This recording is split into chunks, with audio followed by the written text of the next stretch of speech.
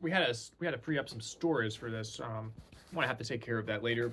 I think I got enough storage deleted to where we can finish this video. This is part 2 Yes. of what we previously started.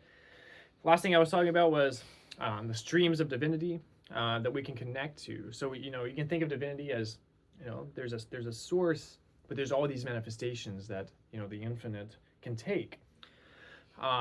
So you must find and do a bit of self-exploration and see what you connect to. I really don't think that there is a single path necessarily.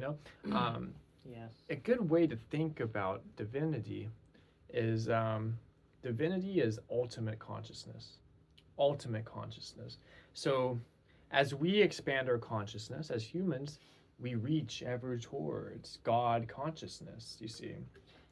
I would like to kind of draw this out just for the fun of it. Maybe me and you discuss some things about it, but whatever the image may be.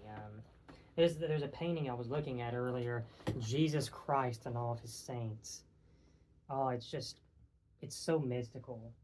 That particular painting back in the 1500s, and then draw the different tunnels, if you will, to carry us up to that. Whether it's Krishna, whatever the model is. These are methods. Methods, religion should be thought of as a method for expanding consciousness. And this also and goes back yourself. to what we just said in that other video. I know for a fact I'm having, such profound revelations on this kava, this kratom combo, than what people are doing these microdoses. I just can't imagine it, being that much more. Mm-hmm. Now, I feel that what I've gathered, what he's talked about on these heroic doses, then yeah, that's a different level. But now, I do want to talk about microdosing. On this particular kava kratom experience that I started talking about, after that truth was revealed to me, it also brought forth that I would be really interested in doing a microdose of psilocybin. I don't know. I feel that particular state of consciousness, without being I don't know the word. I was going to say blackout. That's a horrible word for it. But blackout this reality, if you will, onto the reality of the high gods, hyperdimensional beings. But with a microdose, I feel that I could really still delve into the mystical teachings and the books that I generally look into. But now, what I said probably could be wrong, but I'm just saying, I'll let you answer this probably, but do you think I'm too far off the mark of it's just, or at least close to as profound as microdosing with these holy psilocybin experiences? I mean, from what I've researched, it seems like it's at least close to. Yeah, when I compare the experiences that we have on mycogenia speciosa or kava kava, they're all kind of place you on different points on this coordinate axis, of consciousness. And I think all of them can be beneficial, and all of them can be tools for expanding consciousness. Now, with microdosing, I think I'm quite sensitive to psilocybin because I've had very profound, like I've said, By the way, I am extremely sensitive to. We both are very, from what I've done, I'm very sensitive to cannabis. Me too. God, very Me sensitive. Too. A lot of people seem to be able to smoke this insane amount of weed. Obviously, tolerance has something to play with that. But I will also say though, I've been doing kratom for a year and a half, and there seems to be people who's done it less but are still taking much bigger doses than what we do. We're actually not taking we're taking relatively less than personally average. Yeah, personally, sure. I take anywhere from 1.5 grams to 3.4 ish. I usually don't exceed 3.4 personally, because I just don't need to. It delivers. Um, but the psilocybin microdose experience, it's what I love about it is, it does not at all kill your anxiety. It's still there, I read but that the the other day. way Does that it probably you, make it even a bit worse? I'd say it makes it better in a very unique way. Because my experience with microdosing is, I would start to become aware of maybe some of the things that I was kind of pushing into the shadows Almost a like little cannabis bit. does in a way. Yes. That's weird. And those things would become apparent, but under the influence of a small amount of the psilocybin, I would say, okay, I can do this to fix it. I can do this to fix it. I can better myself this way. So it makes you really aware, and you feel very healthy on it. Mm-hmm. You feel very healthy, and you're working through things in your mind very well. And it can be quite profound. Like It's hard to compare because they're all so different. Right. I guess what it comes down to. But I've just read so much recently on this research, people saying, look, they might be talking about, I don't know, like definitely, maybe a half of a gram. A lot of these people was saying stuff like that. Definitely no more than a gram, and they're talking about all these other methods are just don't go near them. You're not going to get these. I wouldn't say that. That's the point I was trying to make. I do want to say that really soon, and I'd love to do it, see my experience, and we'll talk about it. Same thing with him. He, what's the word I'm looking for? I was wanting to use some cool word, but I can't remember now. But he's looking into doing actually a heroic dose again, which I haven't done in over 2 years. With good reasons. He's been in that realm for. Maybe I should discuss that experience a little bit. Please do that, man. That sounds good. Oh, before you do, of course. I was just going to say though, I am planning on doing a microdose of psilocybin very soon, and then I could compare these things more. Right. You can't just make assumptions about just research and stories alone. But yeah, what I'm trying to say is, it's unfair to throw like kratom and kava out, just saying that. Yeah, it's just kratom and kava are both can be amazing tools, if you're using them properly, and if you're directing your mind onto, with the intention of raising consciousness. I'm sure there are people out there chomping on 7-OH tablets and doing whatever hedonistic thing they're doing and not give a damn about what reality is or whatever. We've said this throughout our videos, but we want to point out intention is so important with these things.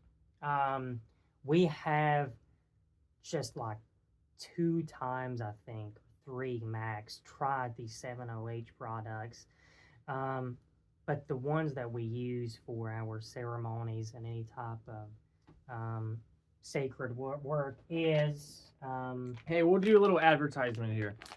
This is a very good brand. They're lab tested for heavy metals and contaminants, and this is West Coast Botanicals. It's pure kratom leaf. It's nano kratom, so it's been powderized and very finely, so it dissolves in water really well. But this is a great brand. When I first started doing kratom, I did buy from smoke shops occasionally, and there's a couple brands that are reputable that you can find in some smoke shops, but you got to be very careful. Except with that last experience that I had, you want to make sure your stuff is lab tested. And we do know this experience. You have to be very careful with these different brands for sure. Yep. But just touching on the 7-OH, when we done that, we didn't feel mystical at all. No. And 7-OH, you know what I read the other day? Mm-hmm. It causes respiratory depression, which is what traditional opiates do. Kratom does not cause respiratory depression. We felt it, didn't we, brother? definitely did. Because I was like, I was kind of freaking out, to be honest with you. I did not like it. You know, Yeah. I don't like to be numbed out. You know, and that's kind of what 7-OH is. What you got to understand here about 7-OH is that is not kratom. Yeah. You know, and a lot of the pills and the tablets and stuff, it's called pseudo 7-OH. It's literally created in a lab. It's not even from the plant most of the time. And even if it is from the plant, you got to understand that 7-hydroxymitragynine occurs in very small amounts in kratom. Like if you just take a kratom leaf off a tree, there's no 7-OH in that. It does not naturally occur in kratom. But when it's dried, a small amount will be metabolized, and it's basically imperceptible, and they've extracted it. And you know, I want to say this too. People in the Amazon, and they use coca a lot. And you know, McKenna talked about this. He said when he would go to the Amazon, these people used coca every day, and they would say, and they were aware of the problem in the United States of cocaine, Yeah. and they would tell McKenna like, look, this is not a drug. Yeah. This is a food. It makes us healthy. It makes us strong. Yeah. You know, it takes a lot of effort to make it in the jungle. You know what I'm saying? And this helped them. You know, there was research that was done that showed that like 30% of these people's nutrients was derived from eating coca. Oh man, that's crazy. So what I'm saying is, once man gets his hand and interferes with the natural ratio of plants and their alkaloids, then it becomes a social problem. You know, we want to take the whole plants, you know, as nature designed them. And once you extract it and make it super potent, it becomes a problem. You know, I would advise against, you know, most of these extracts, and I think the whole plant is the way to go. You know, if I was to do an extract, say if I was to buy some mitragynine extracts, I would take the same amount that I'm getting in the leaf. You know what I'm saying? Like, so we're probably taking, I don't know. You talking about a powder extract by any chance? They might make powder extracts of mitragynine. I know they make. I've heard of people using strips, like these strips that like dissolve. You mean under with your no tongue. 7-OH in it? No 7-OH, just mitragynine. You would still take the same amount. I would take the same amount, you know. But yeah, I would stick to the plants. Once man gets involved and science gets involved, it becomes a problem. These plants, as he's saying, is extremely magical. Yeah, we don't need the monkeys to try to extract any of that perfect way it's supposed to be. But I got a little sidetracked, man. You was going to talk a little bit about experience. Yeah, my very last. Now I've had microdoses since then, but my last hallucinogenic experience on psilocybin mushrooms was in late May of 2023. And I haven't done it since, not because I had a bad experience, but because I've had a long time to digest, because I had a lot of experiences kind of really in close proximity, not super close, but you know, I was doing it fairly frequently. And I would generally take slightly more than 5 grams just to make sure that I would break through.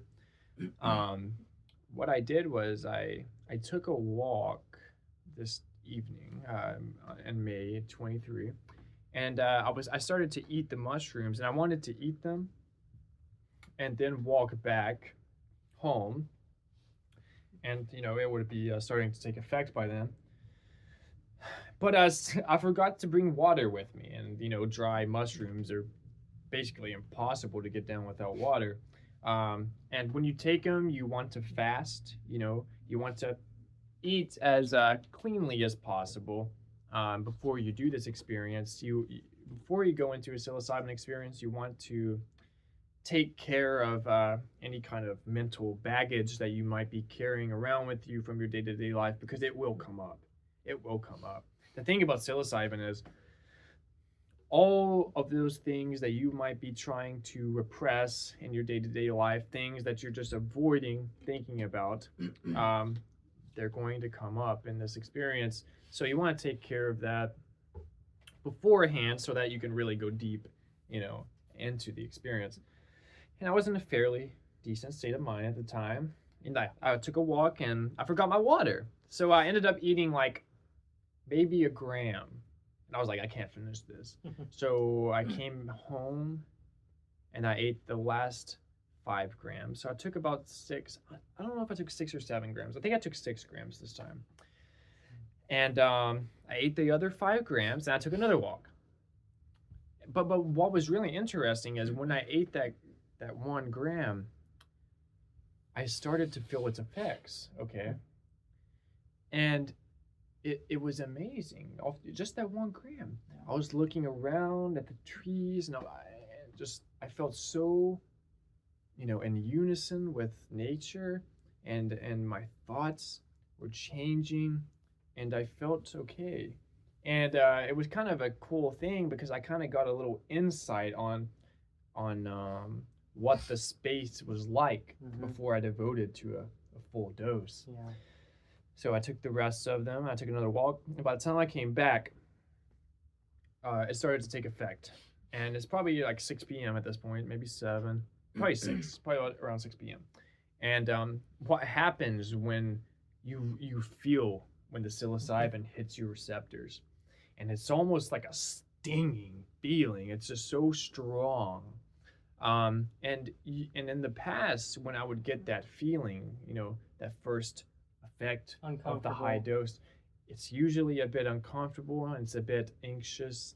But this time was different. It hit my receptors and I was ready for it. And I was like, oh. So you ended that on a peaceful note. Yeah.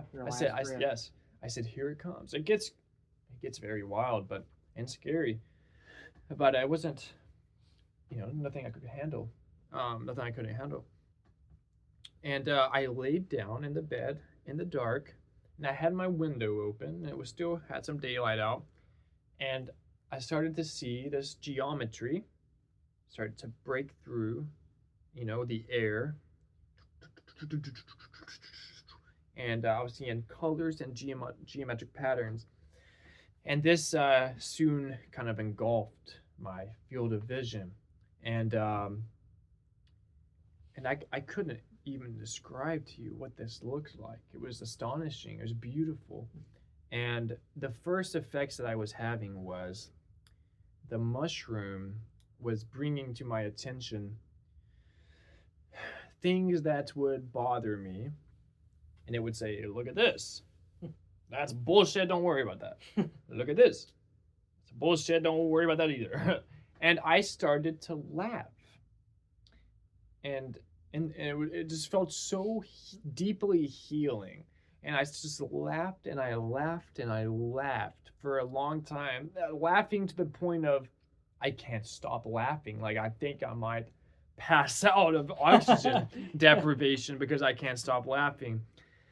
And yeah, I remember thinking, oh my God, people need this experience. Like this is so healing, so deeply healing. You know, these plants are healers, and you know, shamans are aware of this. And as the trip evolved, the geometric hallucinations slowly started to turn into visions, and I had many revelations and many strange insights that night. But once it got dark out, I found myself in this place that I could only describe as in between life and death. And I had the cat was in the room previously. It was constantly meowing. It stopped meowing. It was total silence, and it felt like time had stopped. It felt like that I was completely outside of time, like I was no longer in time. That's the only way I can explain it. And I remember like genuinely believing that I was dead, and that I was waiting for my next incarnation. That's what I felt like. I swear to Krishna. That's freaking. And That's so scary. and I was yeah. convinced that I was just like I'm sitting here now, and I know that I'm sitting on a chair with you. I was You're dead. that much convinced that I was dead, and I was in that realm between life and death. And it was kind of dark, and the air was kind of like rubbery, like there was no like Ooh. air. Yeah, it was like this kind of Was it dark. was it an uncomfortable place to be? I mean, if you. I Could just wasn't take your freaking fear out or anything. I was not freaking out. I was just like I was a little scared and like, oh man. Was you like formless? I was formless. So you was just like a thought, I like was a just consciousness. exactly. I was just consciousness. Oh, Yeah. dude, that would freak me out. Yeah, and like I said, the cat that was previously meowing, it literally looked like it was just frozen. So was I you had a able dog to, at that time. Was you still able to see the cat and dog in a way? Like, Yeah, I could. But you, I could you was still like see it. standing out here looking Yeah. at this Yeah, dimension. yeah. And I could almost. I swear, I even saw like a clock. Did you lose sight of the people in this dimension? Did you Listen to what happens. I with my voice, I said my girlfriend's name out loud. Because I was like trying to reach her. Because in that state, I felt like I could reach anyone. Mm.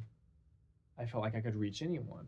And then when I said her name out loud, I said, "Oh my God, I'm you." that's me too." Yeah. And that blew my mind. And That goes back to what we was talking about before. Exactly. This, we're all the same if Yeah. you're getting riled up at somebody else. it was Oh, so that's- astonishing. It was so astonishing. I don't think I've ever even heard you tell it that way. Yeah. It's like, what was about the clock you were saying? Yeah, I could like see a clock, and it was just still.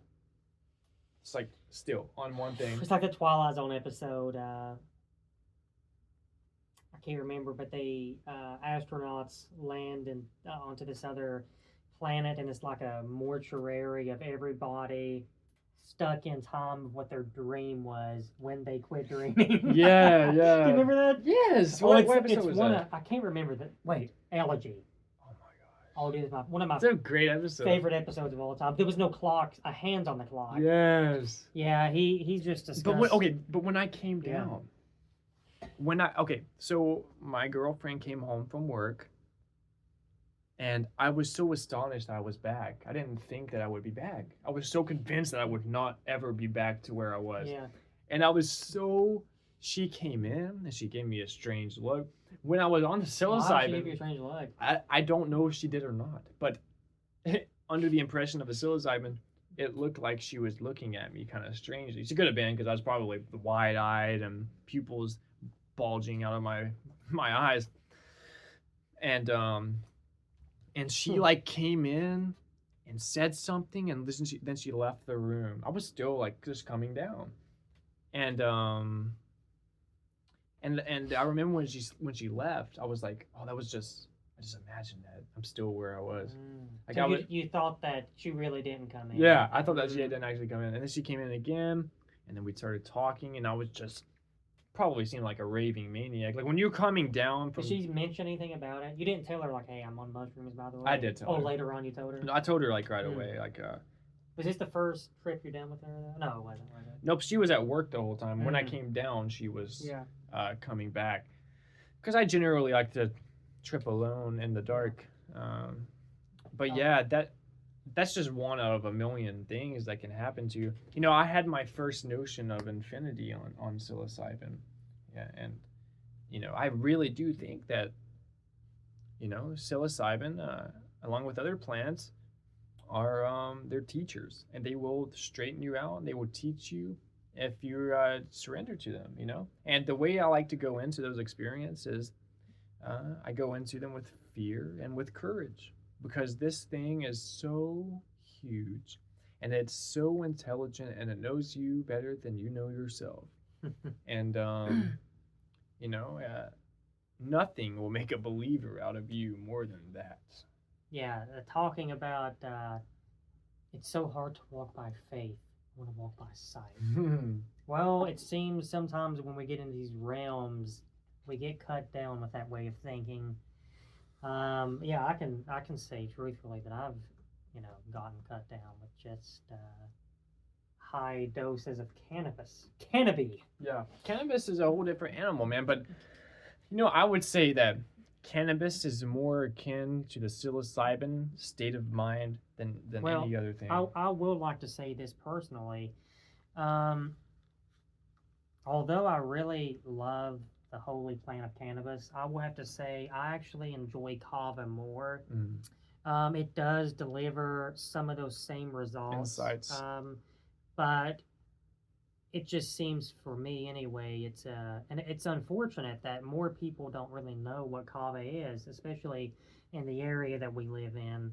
But I actually just conducted a little test not too long ago, and I just started going up to some random people and say, "Hey, I hope you don't care. I'm just gonna ask you a quick question, but you by any chance don't know the kava plant, dude?" And like nobody, not one person said they knew what it was. That's insane, dude. And I done this also. It's been a decent while back. Yeah, when I first started having these kratom ceremonies with you, I just like more people has got to know about this. And same thing with that.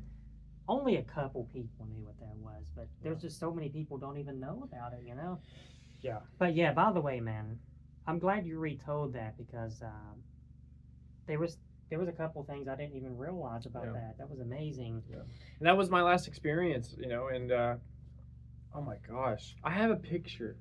When I talked about that ecstasy I was experiencing at the beginning. Oh my gosh, I've never in my life felt so good.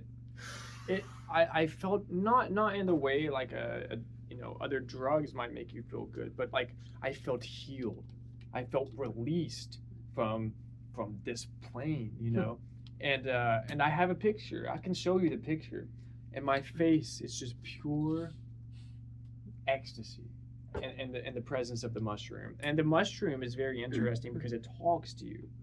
I had an experience on psilocybin where I was laying down and I was tripping, and I was hearing words being spoken to me, and it sounded like some type of religious scripture.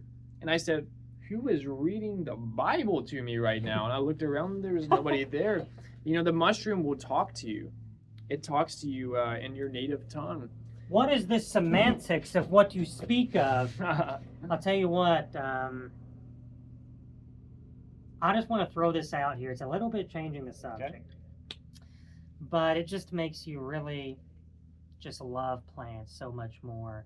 But I was watching a Psych Substance video the other day, and he was not a fan of Xanax. Mm-hmm. And he was confused why this is,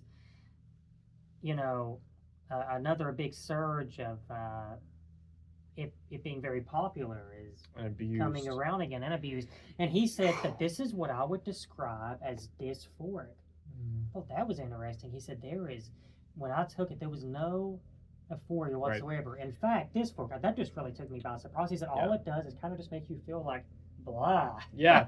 I was like, I would not like something like that, man. Well, not only, I mean, everybody, if you have anxiety problems, you'll probably like it more. But if you really don't have anxiety problems, you're not going to have euphoria off of it. And not only that, but Xanax is incredibly dangerous. Not in its toxicity necessarily, but the addiction is really bad. And you get the kindling and the rebound. And it really messes with your brain if you abuse it long term. It's not good at all. We're talking about these stories we've had with these plants, and that made me think of that. I was like, man, that's just that does not sound like something I would enjoy at all. Me either. We're touching on a lot of different subjects. Some of these things was a long time ago, and some of these things were maybe something that's happened this past week. So if that's all you had to say about that, yes, sir. I'm going to jump into something else, brother. Go ahead, brother. Awesome. Use restroom. Awesome. So kind of going back to the kava experience that I had. It was 3 days ago, and I actually was about to go into work later on that evening. But I got up fairly early and took a kratom kava ceremony combined. And before I get into it, like I said, it was so profound that um, I knew he was at work. So I sent him just so many text messages, and I was just so moved on so many levels. And I truly, we both do, would love for all of you, everybody, to experience this type of euphoria and this type of true, just really getting back to, the whole purpose that we're even here to begin with.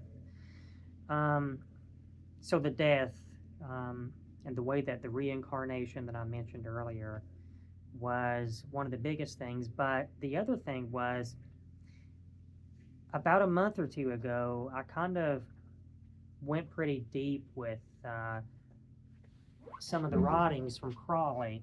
And I later kind of moved on from it and went to some other things, but this was so weird. A lot of that stuff, one of them was called Diary of a Drug Fiend.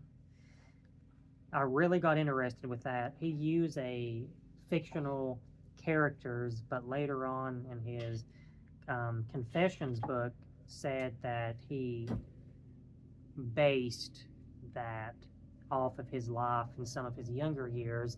He talks about situations, ceremonies that he used different things such as cocaine, he used heroin, he used mescaline, hashish, cannabis, and kava, which is very interesting. But a lot of this stuff that I just kind of temporarily moved away from, and I went and looked into some other things. On the come up of this ceremony, all of this stuff started to flood my brain again. And I was like, oh my God, this guy is, Crawley was touching on, oh my God, such revelational truths. And I had that realization that I want to go back, look at that book more and like delve deeper into it. The another big revelation that I had was we've off and on will get into some of the, I can never say it, the Vita. I can never say the Bhagavad Gita. Bhagavad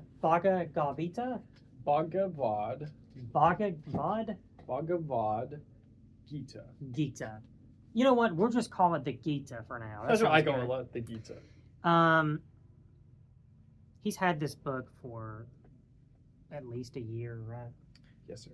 And when I was on this ceremony, that's another thing that really hit me hard is that, hey, look, if you want to really delve deep into like full body chills and euphoria, especially while being on kava, holy good God, that's exactly what we done earlier. And I was so moved by so many things.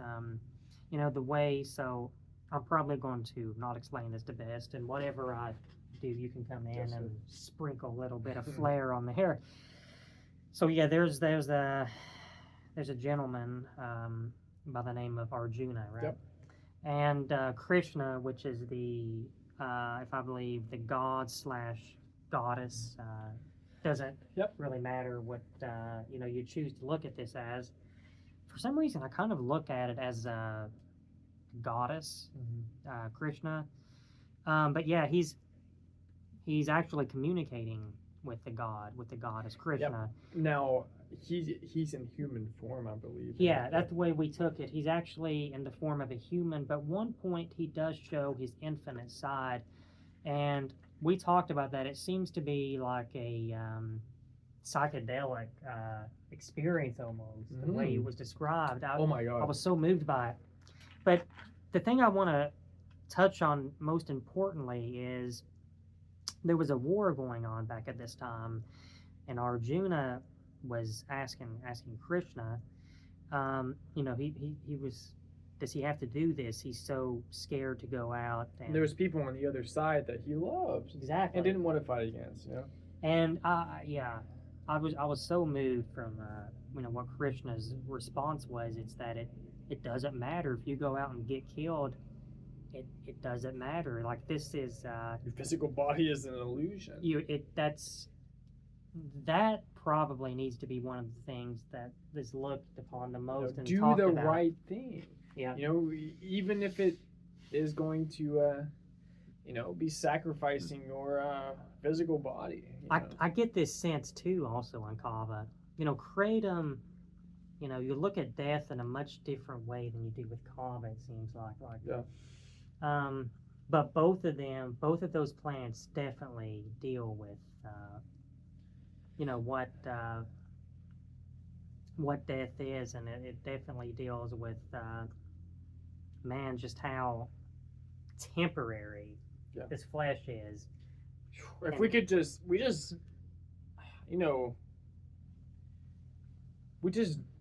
I think most people don't have a grip on just how short life is. Yeah. It is so short. I feel just with our lives, it's, oh man, it's we can see the trends. I can totally see. We mentioned this. We have this little saying to each other. With these plants that we use, and taking them and kind of going back a little bit and just looking at the patterns of the world. That's what we say. It'll help you look at the patterns. A lot of these just things never change. And the thing that I wanted to mention now, we have this situation that's not looking too good for our physical lives. There are in some danger. Things definitely seem very uncertain. We just have to keep telling ourselves this is not our home. This is not our home, and it's sad. Beautiful. It's very sad. And I wish that we could all, use this earth as a school and enjoy and nourish ourselves. That's so true, man. Because that's what we can do. This is not supposed to be happening. Right. I'm so disgusted with the term of nuclear. Yeah. Why is this beneficial? I don't have words. Think about this. Think about this. This is what I was telling. There's never. That's what I was telling my girlfriend earlier. I said, the problem with now is, like take World War II for example. You had a crazy fucking guy on meth trying to take over the world.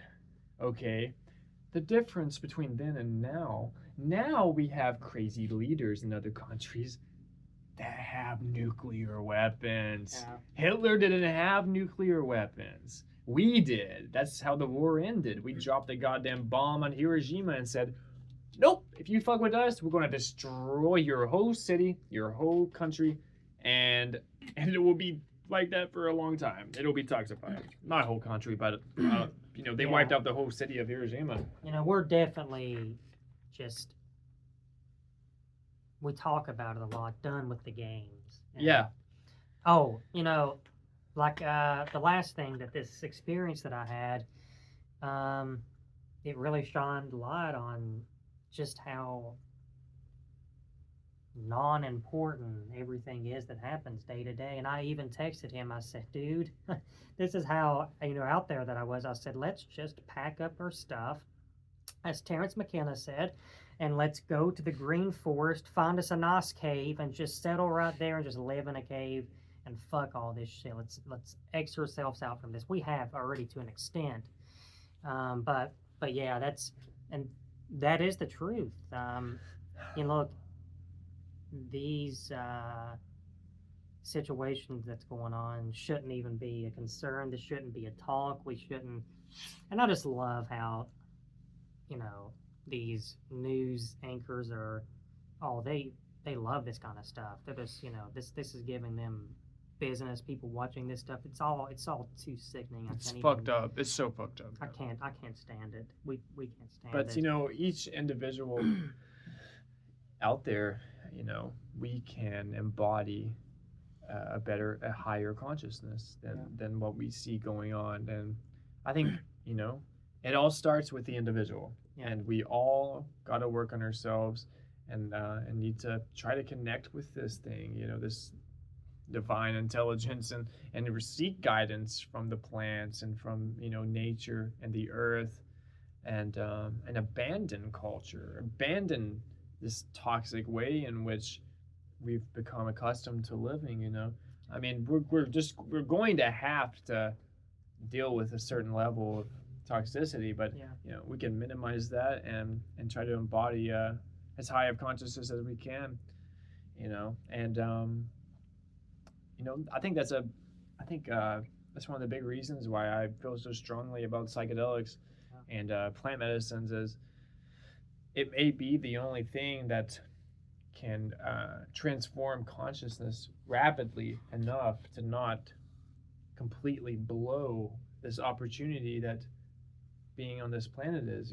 I mean, it's an amazing opportunity what we have right now on this planet, this beautiful planet full of resources. And if we all just came together and got rid of tyrannical government and learned to be tolerant, and to be conscious, we could be living in the Garden of Eden.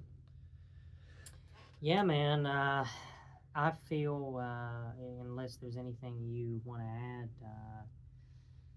yeah, I may have talked about the main points that I wanted to add on. Yeah. I believe that's about all I have to say. Would you have anything, brother, you would like to add? I think we've covered quite a few good things today. We will Return. We will return very shortly, unless we exit the game completely. Which is possible. Very plausible. Very, very possible. You never know. You never know. We'll be back when we get loaded up on some more Kratom and Kava. Hare Krishna, Krishna Krishna, Hare Hare, Rama Rama, Rama Rama, Hare Hare. Until next time. Thank you. Until next time. Peace.